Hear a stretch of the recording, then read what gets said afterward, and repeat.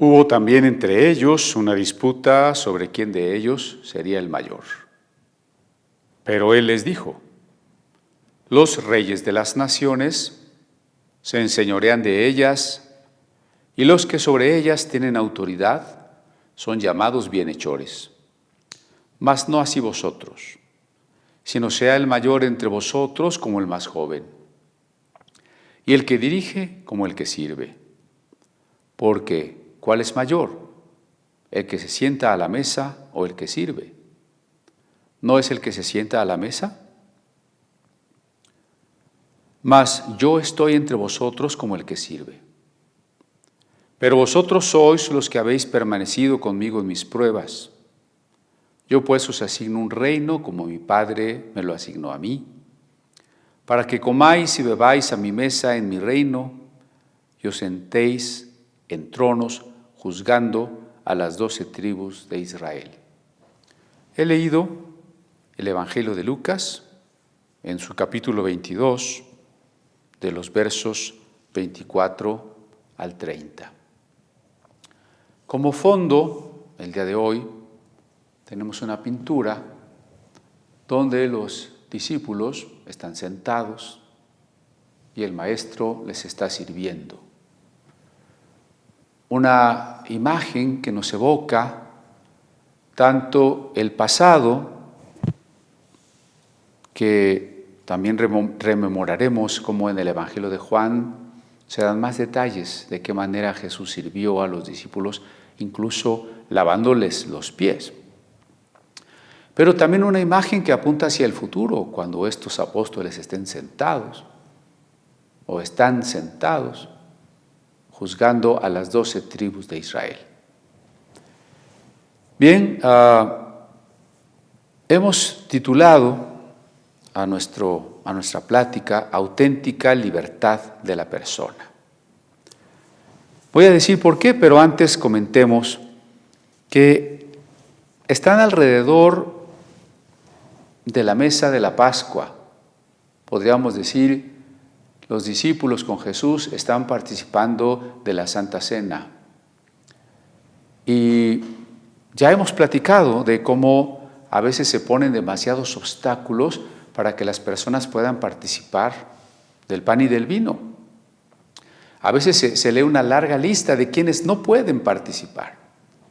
Y decíamos, ¿acaso estos discípulos estaban en condiciones adecuadas, en una dignidad intrínseca para poder participar? Si es en plena cena de comunión, en el momento tan sublime e importante, trascendente, en que Jesús quiere hacerles entender que su cuerpo será entregado, que su sangre será derramada, que debe haber unidad entre ellos, que Él estará siempre presente con ellos. Pareciera que nada de eso está llamando su atención. Ellos están concentrados en otra cosa. ¿Quién es el más importante? Tremendo. Por eso digo, estaban en disposición correcta de haber participado en la cena con Jesús. Pero mire, nosotros, todos en general, nos creemos superiores, nos creemos los mejores.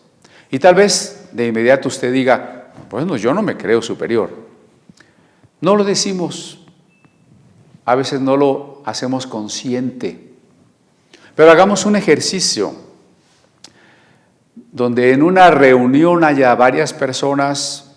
Si nos hiciésemos la pregunta, bueno, ¿quién aquí será el más inteligente? Diríamos, no, pues yo. Y tal vez una mujer diga, pues ¿quién será la más bonita? No, pues yo. ¿Y quién será el que tiene las mejores opiniones? Pues yo. ¿A quién le deberían hacer caso los demás? Pues a mí. ¿A quién deberían de reconocer y ponderar sus cualidades? Pues a mí. Esta es una actitud que de manera soterrada, o si usted quiere, subconsciente, tenemos todos. Claro, no se me escapa que estas actitudes a veces están mezcladas con su contraparte, complejos de inferioridad, timidez, culpas, miedos, pero ello no obsta para que de alguna manera, en la inmadurez de cada ser humano, nos sigamos sintiendo el ónfalos, el ombligo del mundo. Es parte de la naturaleza separada de Dios, porque la separación respecto de Dios ha hecho que nos centremos en nosotros mismos. Por eso es una consecuencia entendible, incluso necesaria, que nosotros nos veamos como el centro de la existencia y de allí a que nos sintamos superiores y que en algún momento estemos discutiendo con los demás quién es superior. No solo nosotros, sino a veces las personas cercanas a nosotros. Discuten los niños. Mi papá es más fuerte que el tuyo. No, mi papá es más fuerte. Mi papá gana más dinero que tu papá. No, no es cierto, mi papá gana más dinero.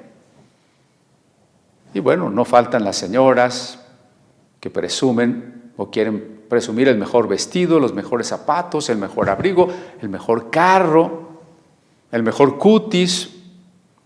Y bueno, les da el ataque cardíaco cuando la otra mujer trae el mismo vestido que ellas, ¿no? Bueno, también con los hombres. ¿Quién es el líder? ¿Quién es el empresario? ¿Quién es el macho alfa? ¿Quién es el más hombre? Hay una especie de competencia que en parte es biológica, natural, necesaria en la selección del más apto, pero también en gran parte psicológica, pecaminosa. Y aquí se manifiesta en esta reunión.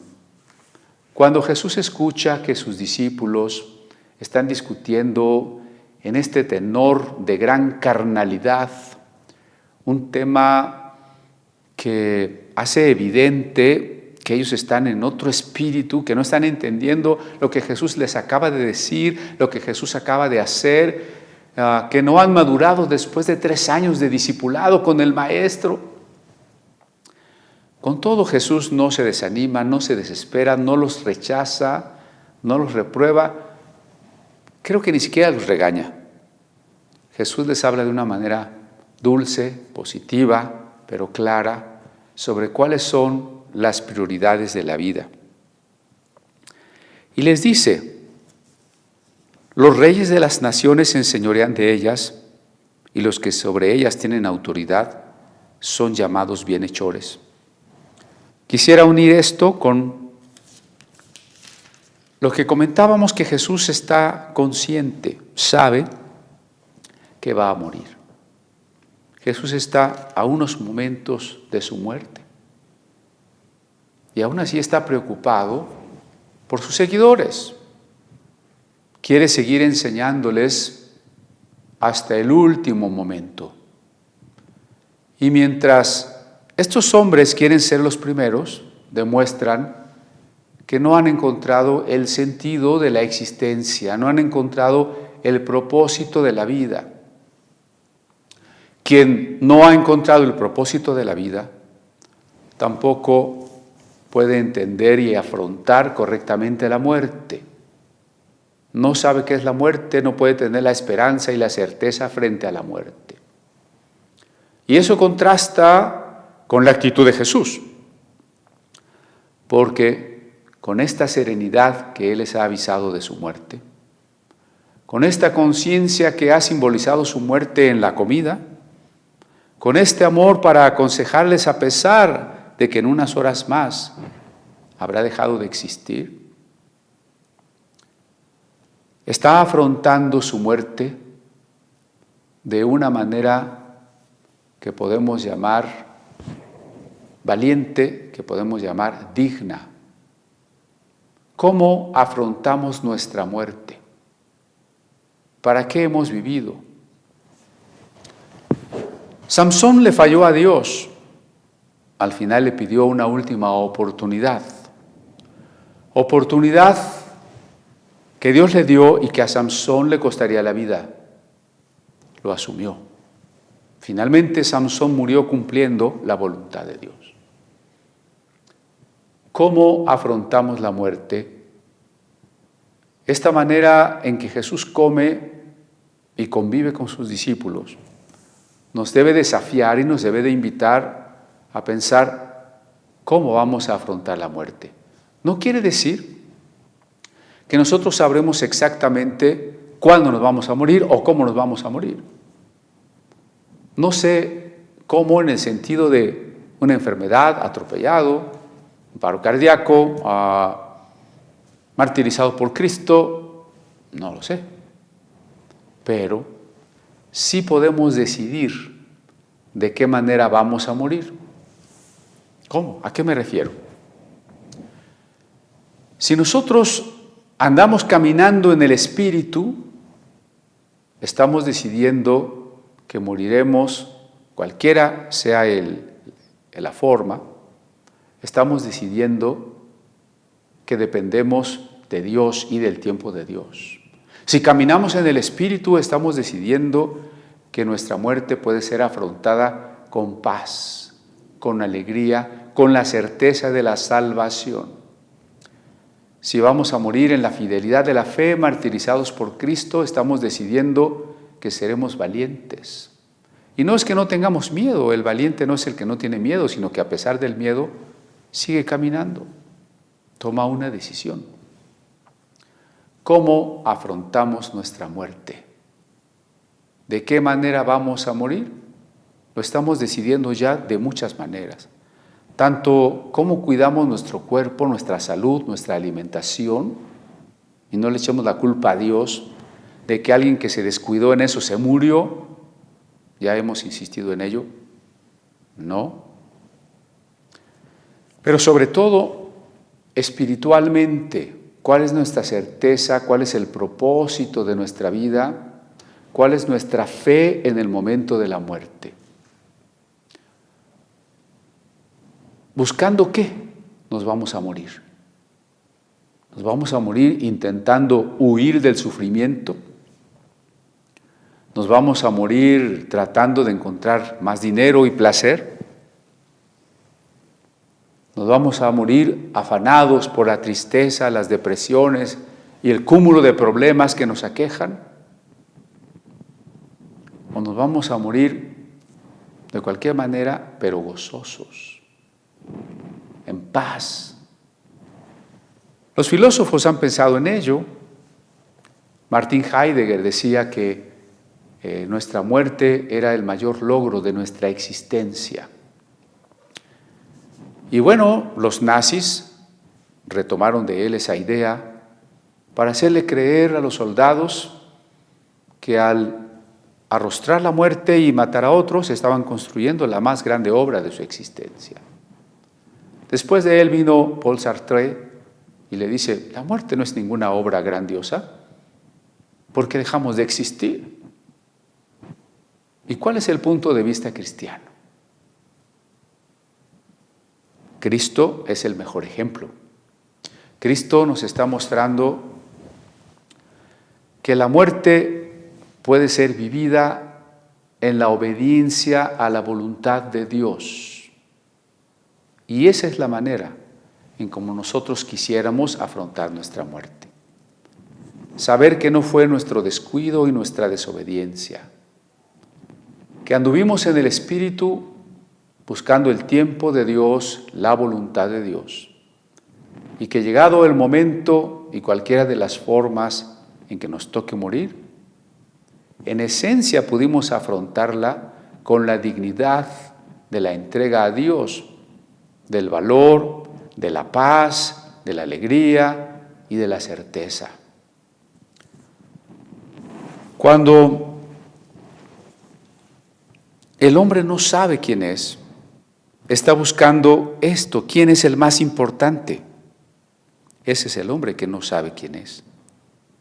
En contraste, Jesús le está diciendo que hay una manera de ver la importancia y la autoridad según el mundo, y hay una manera de ver la importancia según Dios. Y nosotros como cristianos Tenemos que renovar nuestra mente, como dice Romanos 12, para que no sigamos en la perspectiva de lo que el mundo considera grandioso e importante. Tratemos de pensar qué es importante para Dios, qué es importante para el mundo. Bueno, una persona que aunque nace desnudo, muere entre los lujos y es enterrado bajo un gran mausoleo. El mundo cree que es importante poseer, tener muchas propiedades, mucho dinero, ser una persona influyente, reconocida socialmente, con grandes logros en los distintos terrenos empresariales, académicos, políticos. Una persona que pueda ser recordada como un héroe, como un benefactor, como alguien que emprendió viajes, odiseas, grandes empresas. Para Dios, ¿quién es importante? Dios no mira lo que ve el hombre. Recuerda cuando el profeta Samuel pensó que alguno de los hermanos mayores de David, por su fuerza, su madurez, su apariencia física, debía ser el elegido para ser rey. Dios le dijo, Dios no mira lo que mira el hombre. Dios mira el corazón y Dios escogió a aquel jovencito, aquel adolescente, debilucho en comparación con sus hermanos. No era el primogénito de la familia. ¿Qué es lo que Dios ve? Lo comentábamos cuando estudiamos Lucas 16. Había un hombre rico que todos los días hacía banquete y se vestía lujosamente. Para Dios no es importante, y la prueba de ello es que el texto sagrado no nos dice, no recuerda, no guarda la memoria de cómo se llamaba aquel hombre rico. En cambio, aquel miserable, tirado al quicio del zaguán de la casa del rico, que socialmente no tenía ninguna importancia, ningún éxito, ningún logro, a quien nadie volteaba a ver y a nadie le importaba saber cómo se llamaba, es de quien la Biblia nos guarda el nombre, que en el relato ha sido contado y leído millones de veces en muchas lenguas del mundo. Lázaro. Para el mundo, las personas que pueden, que tienen, son importantes, los fuertes, los que no lloran, los que ganan, los victoriosos, los ricos. Para Dios los importantes son los que sufren, los pobres, los que lloran, los que tienen hambre, los perseguidos. Y por eso Jesús les dice que entre los hombres, los líderes, los gobernantes, parecen bienhechores, pero invita a sus discípulos a no seguir el modelo del mundo.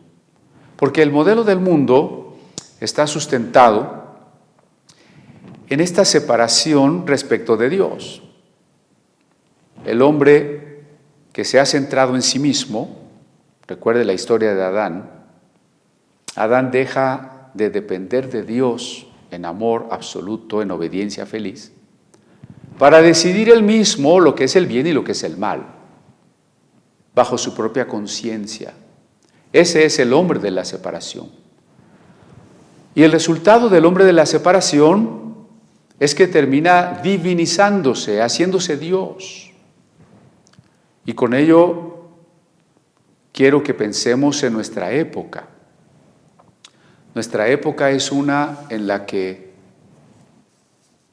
las ideologías y todas las afirmaciones que dicen que uno puede ser lo que quiera, que uno puede cambiarse, construirse, hacer o rehacer su identidad, para hacer lo que quiera, ser lo que quiera y hacer lo que quiera, no es más que una manera, incluso en lenguaje secular, pero es una manera religiosa, es una manera del ámbito espiritual, pecaminosa, porque es una manera de divinizarse.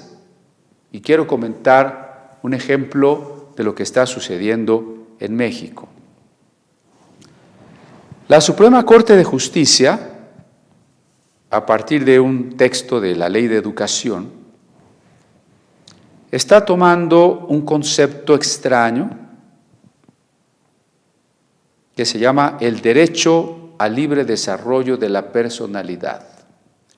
El derecho al libre desarrollo de la personalidad. Y para ilustrar de qué manera las autoridades de educación y las autoridades del Poder Ejecutivo y del Poder Judicial están cayendo en una justificación del endiosamiento del hombre. Voy a poner este ejemplo de 5 aspectos en los que la Corte acaba de decidir que no se puede prohibir ni discriminar porque pertenecen al ámbito del libre desarrollo de la personalidad. En primer lugar, lo que llaman la reasignación de sexo. Usted sabe, alguien es hombre y ya no quiere ser hombre. Como eso no se puede, biológicamente hablando, eso es imposible, entonces se inventó la palabra género y dicen una reasignación de sexo-género.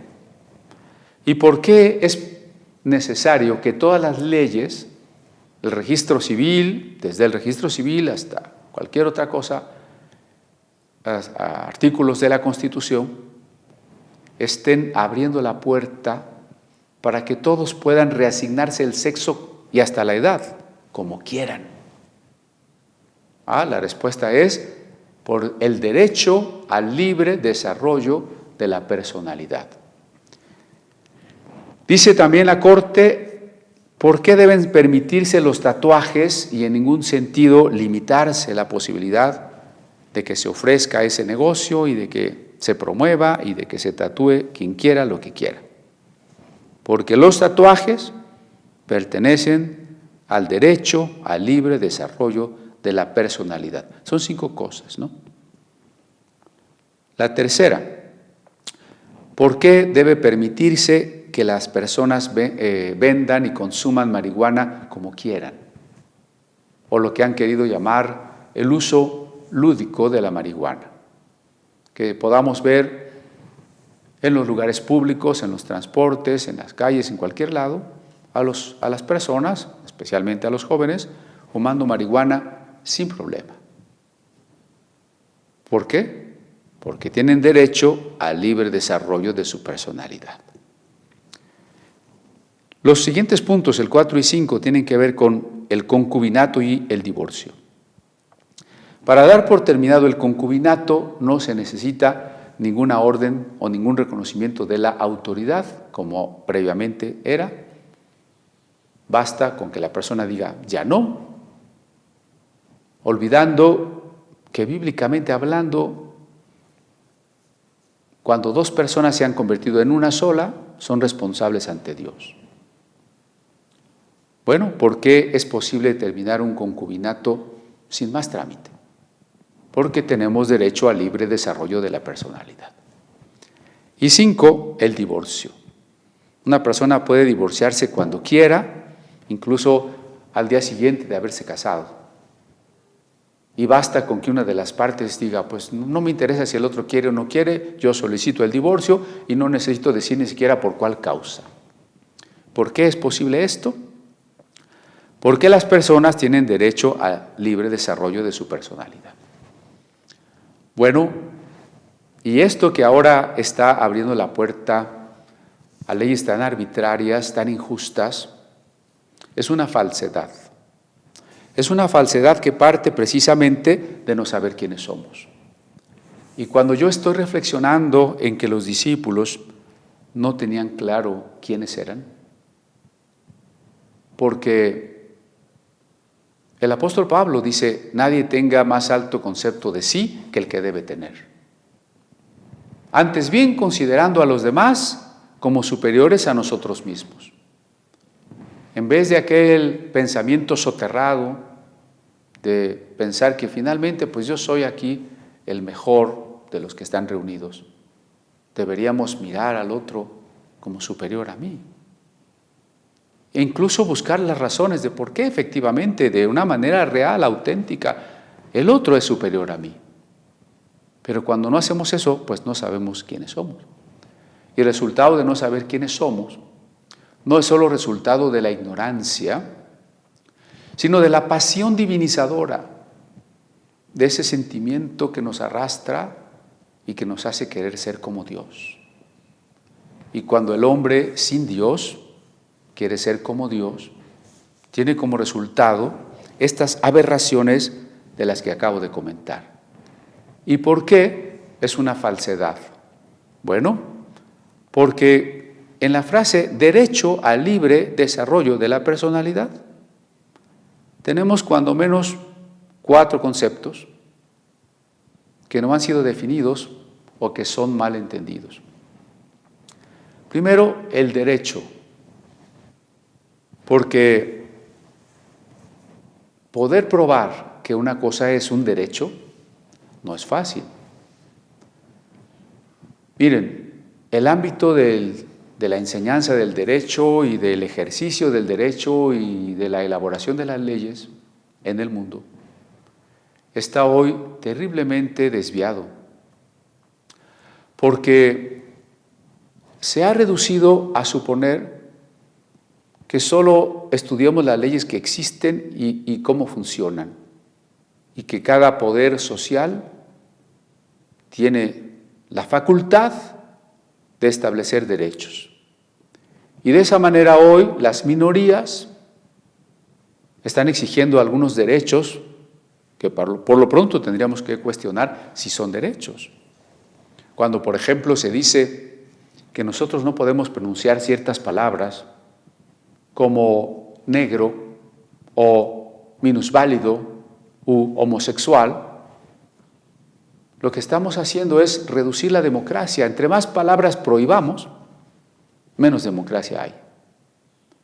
Entre menos queramos y sepamos convivir con las minorías respetando a todos, más cobardía manifiesta la sociedad, a tal grado que ya no quiere decir nada ni puede decir nada, porque el otro se puede ofender.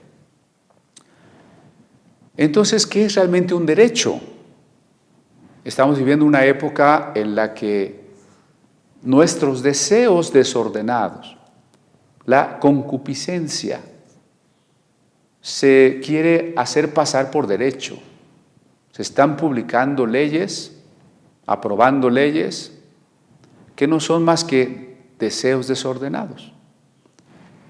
No olvidemos que Dios nos ha dado una revelación, tanto en su palabra como en la razón, de que la justicia, la auténtica justicia, tiene que estar basada en una ética, en la ética.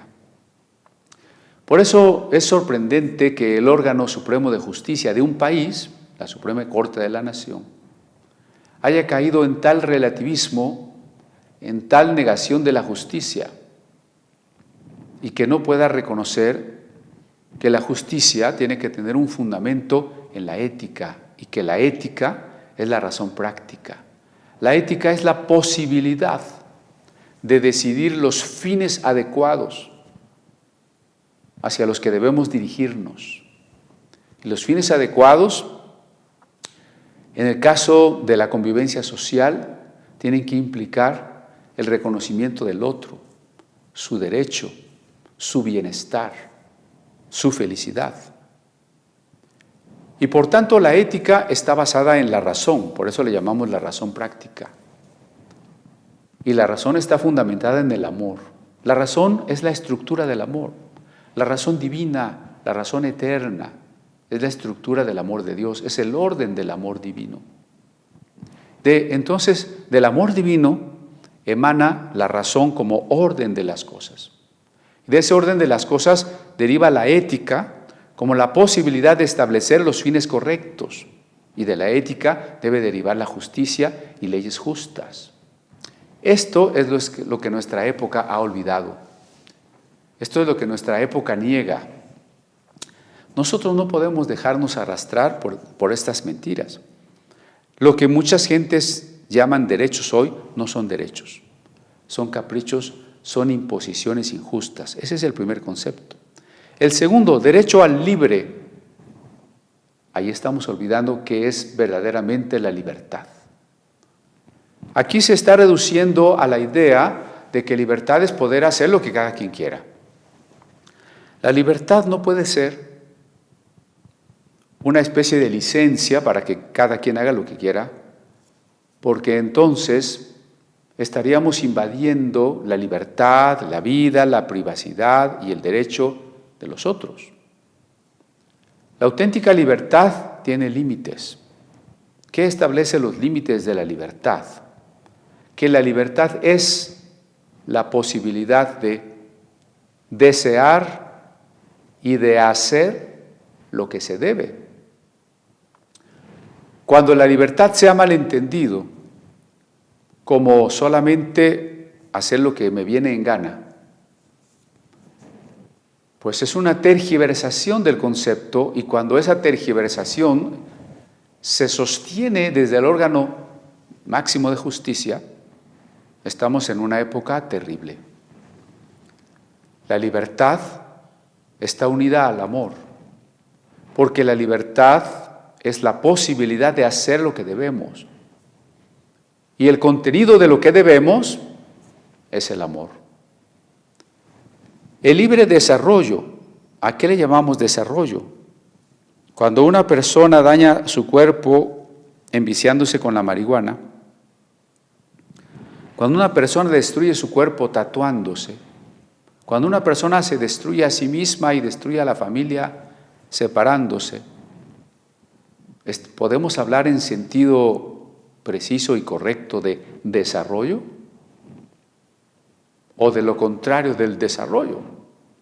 De desintegración, de retroceso, de destrucción, pero no de desarrollo. Y el cuarto concepto, de la personalidad. El concepto persona es un concepto cristiano, nació en la cultura cristiana, en los primeros siglos de la era cristiana. Y el concepto persona implica que cada ser humano, además de su aspecto corporal, de su aspecto físico, es un ente espiritual, único, irrepetible, de valor infinito, que tiene un propósito en la existencia, y ese propósito sí tiene que ver con el desarrollo en la medida en que la persona está hecha para alcanzar su plena realización.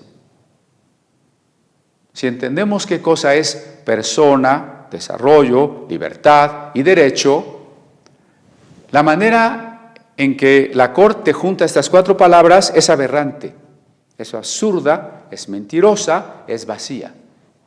Y es solo la justificación del desorden y del capricho en que está siendo sumida nuestra sociedad. ¿Por qué? Porque aquellos que se enseñorean de las naciones creen ser bienhechores, y la gente cree que son bienhechores. Pero muchas veces están haciendo solo un mal uso del poder. Ahorita voy a regresar a eso. Pero Jesús nos quiere dejar claro que nosotros existimos para servir. Diríamos que el que no vive para servir, no sirve para vivir. Recordemos unas palabras, un apotegma de Jesús. El Hijo del Hombre no vino para ser servido, sino para servir. Y si el Hijo del Hombre vino para servir, cuanto más nosotros, que somos siervos. El propósito de nuestra existencia es el servicio. Cuando tenemos que luchar contra la falta de sentido en la vida, de metas, de propósitos, o incluso contra la depresión, debemos pensar: ¿a quién estoy sirviendo? ¿Para quién estoy viviendo? ¿Para quién puedo ser útil? ¿Cuál puede ser un proyecto verdaderamente trascendente en el que yo sirva a los demás? Por eso en el Evangelio de Juan se habla de ese lavamiento de pies. Vuelvo al verso 25. Los reyes de las naciones se enseñorean de ellas. ¿Qué quiere decir eso? Que el hombre sin Dios ha trastocado la autoridad y ha querido convertirla en un señorío indebido. Porque el único Señor auténtico, el único dueño soberano con todo el derecho sobre sus criaturas es Dios. Pero Dios delegó autoridad sobre los hombres. Sabemos, Dios delegó autoridad sobre los padres para proteger a sus hijos. Dios delegó autoridad sobre el varón en la familia para proteger a la esposa, para proveer a su casa. Dios delegó autoridad en los gobernantes de las naciones para que protegieran a los pueblos. Dios delegó autoridad en los hombres que tienen los medios de ayudar a otros, los que son señores, los que tienen empresas, los que manejan riquezas. Dios dio autoridad a los siervos, a los ministros espirituales, para que cuidaran la iglesia de Cristo. Pero la autoridad, y lo hemos definido varias veces, es un amor protector. Cuando ese amor protector deja de cumplir la función amorosa y comienza a ejercer solamente el poder, sin vistas al amor, solo ejercer el poder, la autoridad conlleva un poder, por supuesto, pero cuando se ejerce el poder con otros fines, como es el interés personal, el engrandecimiento personal, la ganancia, el dinero, la riqueza, entonces se tergiversa, se desvirtúa la autoridad.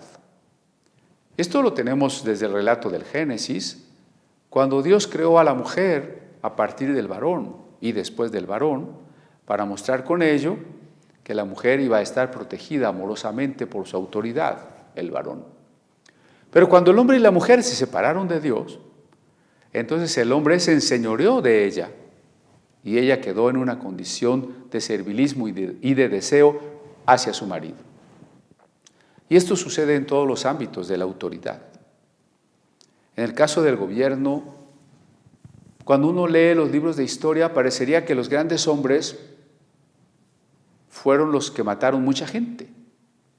Sí, los conquistadores.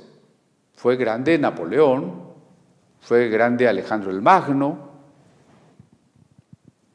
Los hombres que lograron grandes empresas, y a veces no nos ponemos a pensar a costa de qué.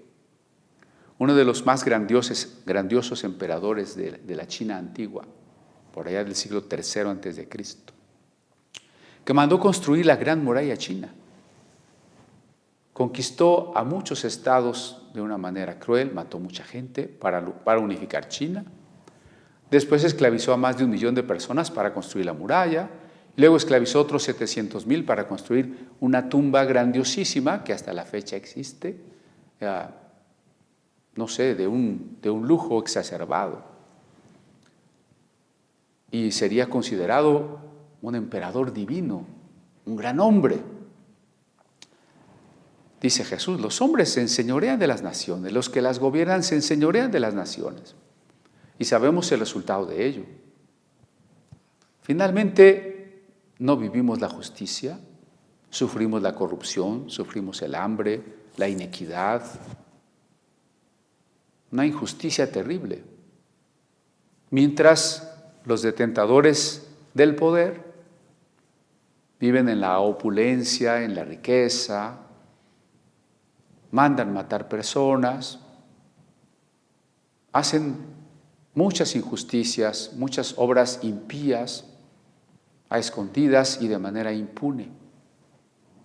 En contraste, Jesús nos está diciendo en el versículo 26, mas no así vosotros, sino sea el mayor entre vosotros como el más joven, y el que dirige como el que sirve. Yo quisiera que me acompañe, por favor, al verso 26 nuevamente, porque lo voy a leer en griego. Recordemos siempre que la predicación de Jesús, la historia de Jesús, las cartas apostólicas, los evangelios, se conservaron en la lengua griega. Siempre la revelación es progresiva. Voy a insistir en ello también más adelante, pero si Cristo es la culminación de la revelación y todo lo referente a Cristo nos llegó en la lengua griega, es muy importante que no la dejemos de lado. Nuestros actuales Nuevos Testamentos han sido traducidos de la lengua griega. Dice el verso 26, «Imis dei utos alomizon enimin ginesto os oneoteros, que igómenos os diaconón», que quiere decir, «Imis, vosotros, deuch octos, empero no así», es decir, no como los reyes de las naciones. «Al omidzon», sino que el mayor, «enimin ginesto os oneoteros», el mayor entre vosotros hágase como el menor, como el más joven.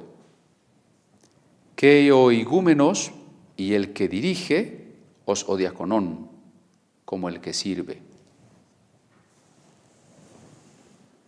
No así vosotros, sino sea el mayor entre vosotros como el más joven, y el que dirige como el que sirve.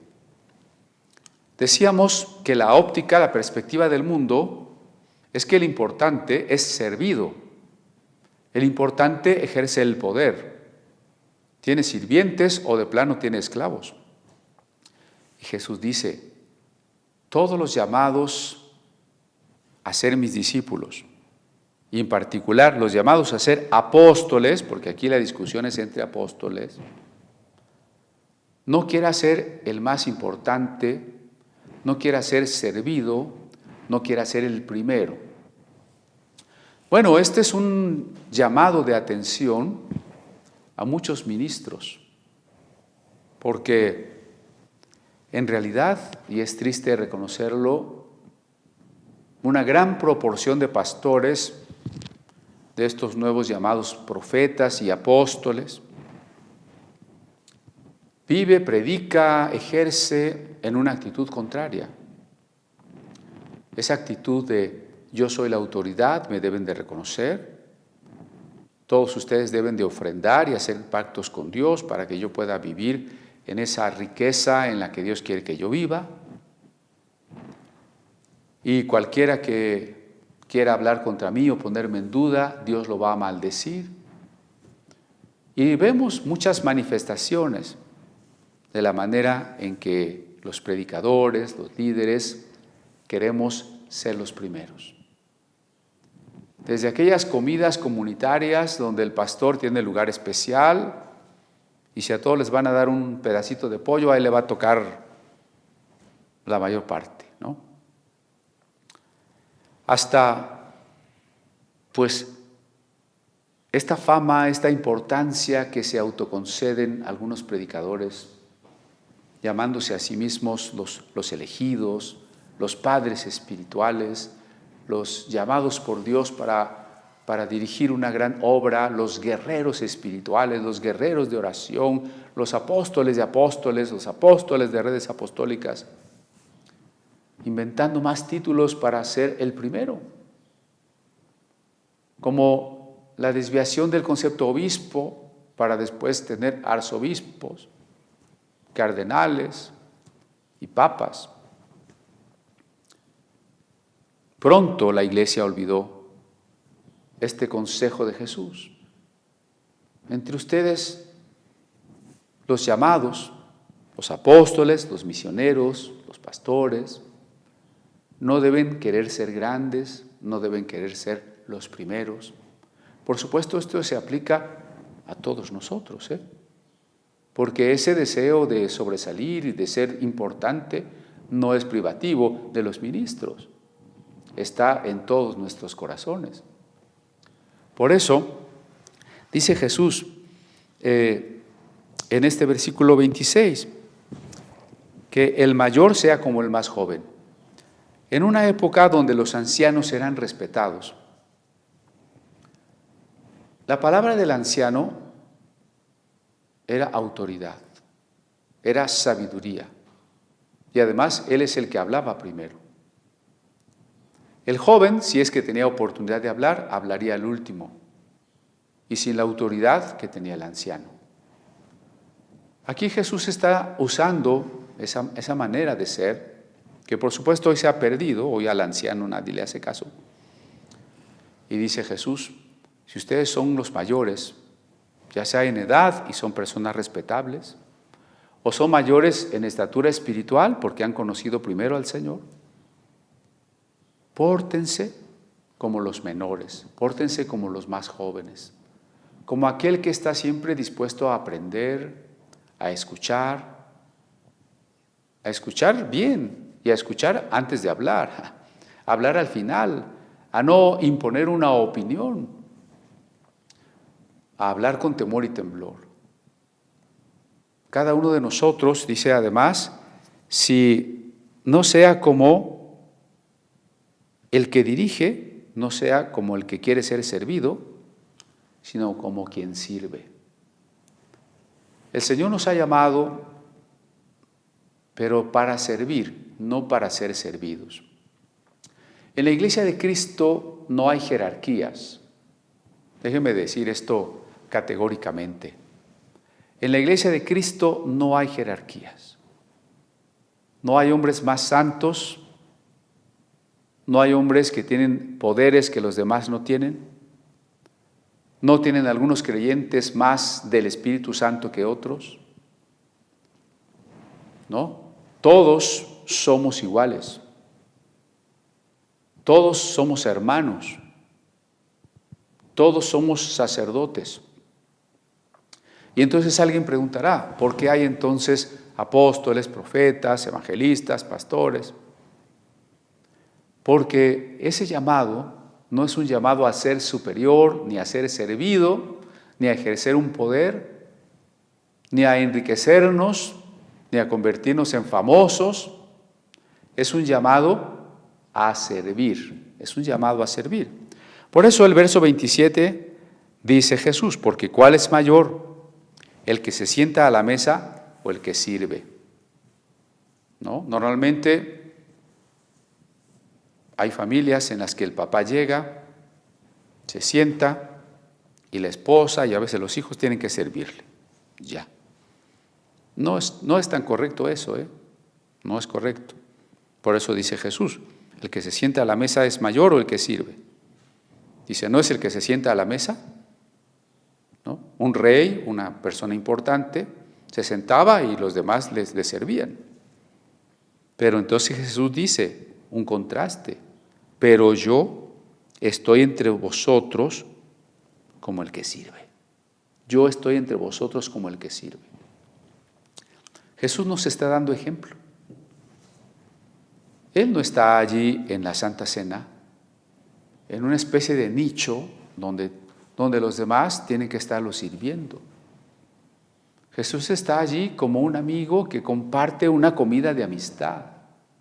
Y más que eso, como una especie de anfitrión que es capaz de tomar hasta el lugar de un esclavo para lavarle los pies. Yo quisiera que me acompañe al Evangelio de Juan para recordar en detalle esto que estamos diciendo ahora. Dice en el capítulo 13, porque el Evangelio de Juan es muy extenso en el relato de la Santa Cena.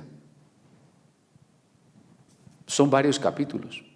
Desde el capítulo 13 hasta el capítulo 18 del Evangelio de Juan se tratan de la Santa Cena, 4 o 5 capítulos de la Santa Cena.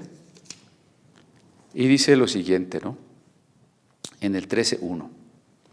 antes de la fiesta de la Pascua, para comenzar la cena, ¿no? Sabiendo Jesús que su hora había llegado para que pasase de este mundo al Padre, como había amado a los suyos que estaban en el mundo, los amó hasta el fin. ¿Cuál es, según Lucas, y cuál es, según Juan, el motor, la causa del servicio? Aquí queda muy claro, ¿no? Había amado a los suyos, los amó hasta el fin. En cada reflexión, en cada predicación, en cada clase, nuestra meta es que conozcamos más a Cristo. Que Cristo, que es nuestro amado, sea engrandecido. Que nuestras vidas sean edificadas y enriquecidas y transformadas por Cristo. Por esa comunión, esa participación, ese conocimiento directo de Cristo, en ese amor que es el lenguaje que no necesita palabras porque es una comunión, un conocimiento de persona a persona. ¿Qué estamos aprendiendo de Cristo ahora? Yo quisiera que esto es lo que no olvides, si es que otras cosas de tantas que he dicho se nos olvidan. Jesús está aquí en esta cena, en primer lugar, rindiendo su voluntad a su Padre, arrostrando la muerte con valor, con un sentido auténtico, que es aceptar la voluntad de su Padre. Y lo hemos contrastado con el endiosamiento de nuestra cultura, que hoy incluso está negando qué es la justicia, y constituyéndose dioses en sí mismos, están diciendo que lo malo es bueno y que tienen derecho a desarrollar su personalidad como les dé la gana, ¿no? En segundo lugar, estamos diciendo que Jesús enseñó a sus discípulos a no anhelar la grandeza, ni el primer lugar, ni la importancia, ni el poder. Ya en Lucas hemos estudiado cuando Jesús les advirtió. Hay quienes aman las primeras sillas en las sinagogas. Ya lo había dicho. Pero si ya lo había dicho, ¿cómo a los discípulos se les olvidó? Está en el mismo Evangelio de Lucas y unos capítulos después. Ya se les olvidó y están discutiendo quién es el más importante. ¿Qué nos muestra Jesús aquí? Una vez más que Él recupera el sentido preciso de la autoridad. Si los gobiernos y los hombres, los varones incluso, habíamos distorsionado el sentido de la autoridad para convertirla en un señorío déspota, para convertirlo en injusticia, en uso indebido del poder, abuso del poder. Aparece Jesús dejando la omnipotencia para limitarse a la humildad y la autoridad que Él recupera, la autoridad que Él vive, la autoridad que Él recibe de su Padre, es el amor protector. Y ahora Jesús, en tercer lugar, se pone de ejemplo con su propia vida, con su ser entero, para mostrarnos que nuestra vida debe ser una vida de servicio, que quien sirve no es menos. Pero ¿por qué yo le voy a bolear los zapatos a fulanito? ¿Por qué yo le voy a servir la comida? ¿Por qué voy a estar siempre pensando en qué necesita? ¿Por qué soy yo siempre el que tiene que estar pidiendo perdón? ¿Por qué soy yo el que siempre tiene que estar buscando? Siempre perdonando, siempre tolerando. ¿Por qué? Porque la autoridad es un amor protector y porque yo estoy aquí para servir. Jesucristo es el máximo apóstol, el máximo sacerdote, el maestro, el Señor, el profeta. Los demás, todos somos iguales. Si alguno de nosotros recibió un llamado para ir de misionero, o para ser pastor, o para ser maestro, para ser evangelista, no somos mayores, no somos más importantes, no somos más dignos, no tenemos más poderes, solamente se nos invistió para servir. Así que vivamos el ejemplo de Jesús.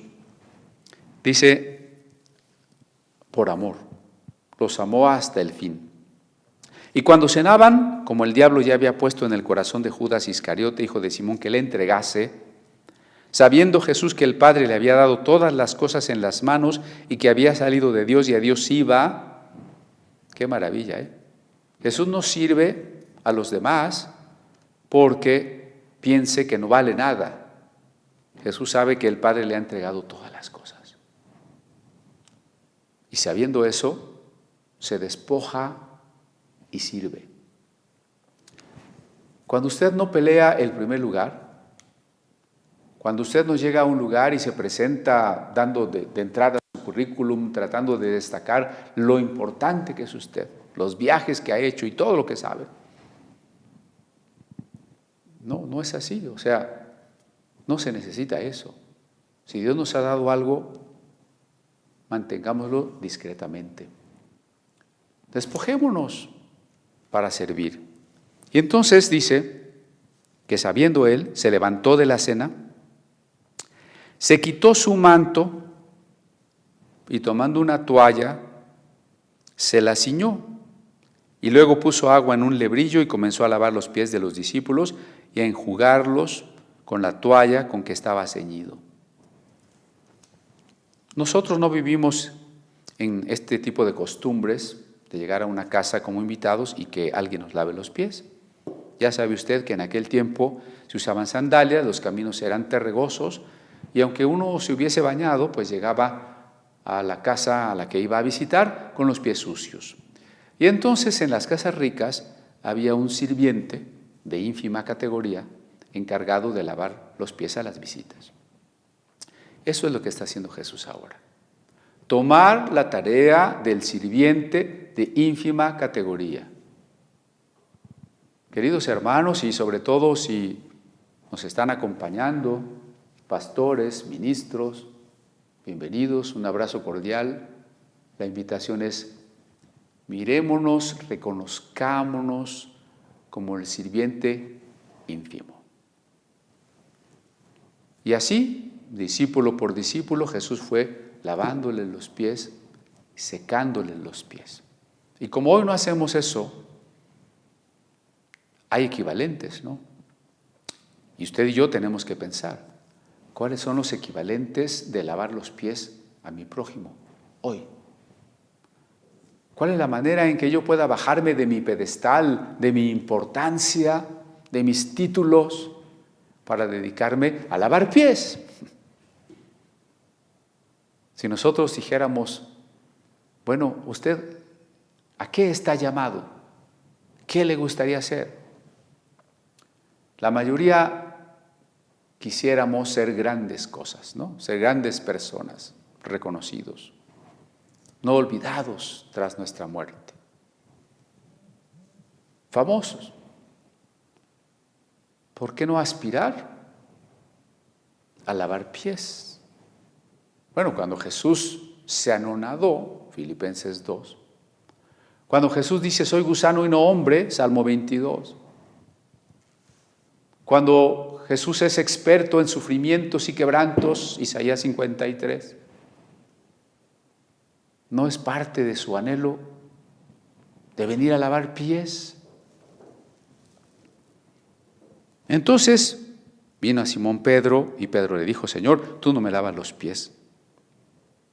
¿Tú me lavas los pies? Respondió Jesús y le dijo, lo que yo hago, tú no lo comprendes ahora, mas lo entenderás después.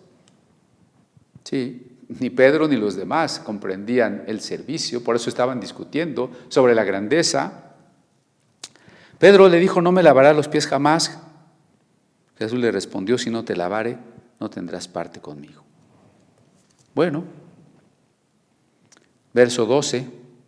Después que les hubo lavado los pies, tomó su manto, volvió a la mesa y les dijo, ¿sabéis lo que os he hecho? Hagámonos la misma pregunta. ¿Sabéis lo que os he hecho?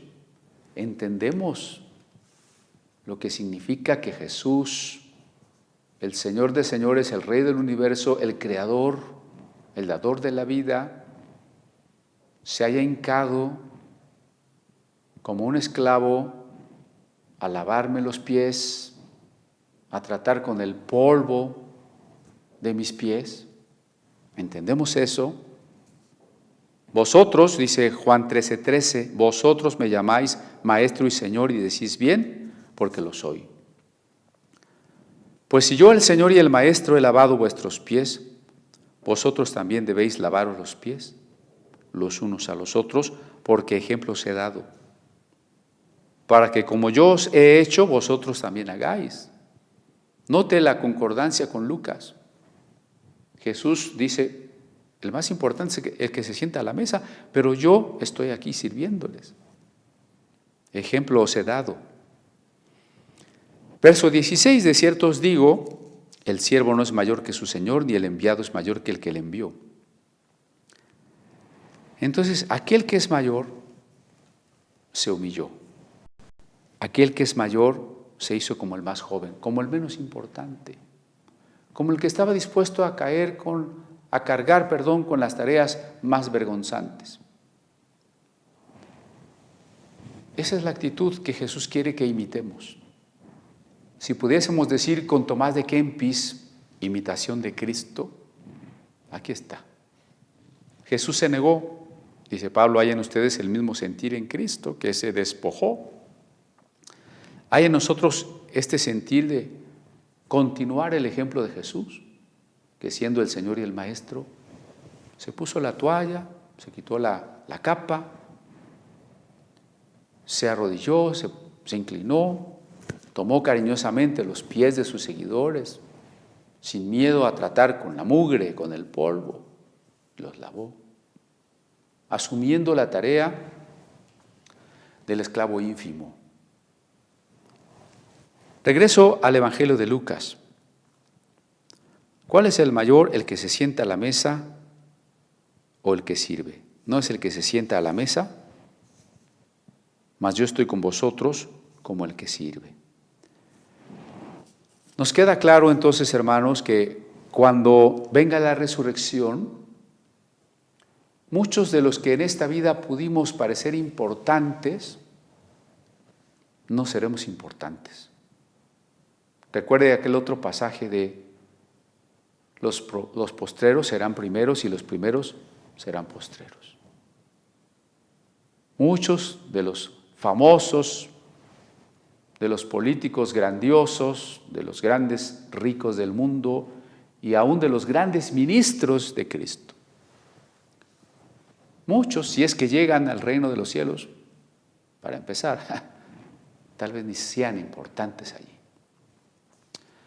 Nos hemos de sorprender quiénes serán verdaderamente los importantes. Aquel hermano ignoto, aquel hermanito silencioso, aquella hermana a quien nadie conocía. Porque Dios ve lo que no ve el hombre. Por eso debemos estar atentos a cuál es el sentido de nuestra vida, cuál es el sentido de nuestra existencia. Acompáñenme nuevamente al verso 26 de Lucas 22. No así vosotros, sino sea el mayor entre vosotros como el más joven y el que dirige como el que sirve. Si usted se considera maduro, se considera importante, se considera sabio, ¿qué tendríamos que hacer? Humillarnos. Ver a los otros como superiores a nosotros mismos y dedicarnos a servir. Cuando nos dedicamos a servir, entonces ya no podremos caer en estas mentiras de la divinización. La gente que está reclamando para sí el derecho de tatuarse, de fumar marihuana, de divorciarse cuando quiera, de reasignarse el sexo, está buscando servir. Está buscando someterse, está buscando las tareas ínfimas para encontrar el sentido de la existencia. Fíjense qué contraste. Si quisiéramos hablar de un derecho al libre desarrollo de la personalidad, sería quitarnos la capa de la dignidad, entre comillas, arremangarnos la ropa, tomar una toalla, postrarnos y lavar los pies del prójimo. Pero quien no entiende qué es la autoridad y qué es la justicia, ni qué es la sujeción, ni cuál es el sentido de la vida, se diviniza y busca que sus caprichos se conviertan en ley. Le voy a invitar para que oremos. Oremos en este sentido de lo que hemos compartido. Vamos a rendirnos a Dios que nos ilumine con lo que hemos reflexionado y que nos guíe en este ejemplo que Él nos ha dado. Acompáñeme. Te damos gracias siempre por tu palabra, Señor. Te doy gracias yo en lo personal porque a pesar de mis limitaciones y defectos, creo que tu palabra, por ser tuya, por provenir de ti, ejercerá aquella tarea para la cual es enviada, tocando nuestros corazones, transformando nuestras vidas. Hoy quisiéramos pedirte en primer lugar perdón, porque hay muchos momentos en la vida en que no hemos vivido para servir, en que no hemos estado dispuestos a ser los últimos y más bien hemos peleado el primer lugar. Hemos vivido en actitudes de ostentación y de presunción. Perdónanos porque nuestra actitud ha sido tan carnal como la de aquellos apóstoles que alrededor de tu mesa discutían quién sería el más importante y habían olvidado que no hacía mucho les habías mostrado que no deberíamos amar las primeras sillas. Perdónanos, Señor, y revélanos claramente cuán grande amor tuviste para con nosotros al despojarte de tu gloria y preferir la humildad, desde tu nacimiento hasta tu muerte, la mansedumbre, la humildad, el servicio, y siempre por ese gran amor que nos has tenido. Te rogamos que no nos dejemos arrastrar por las ideologías que endiosan al hombre y que lo engañan haciéndole creer que puede hacer lo que quiere. Ayúdanos a saber que estamos aquí para servirte a ti y para servir al prójimo.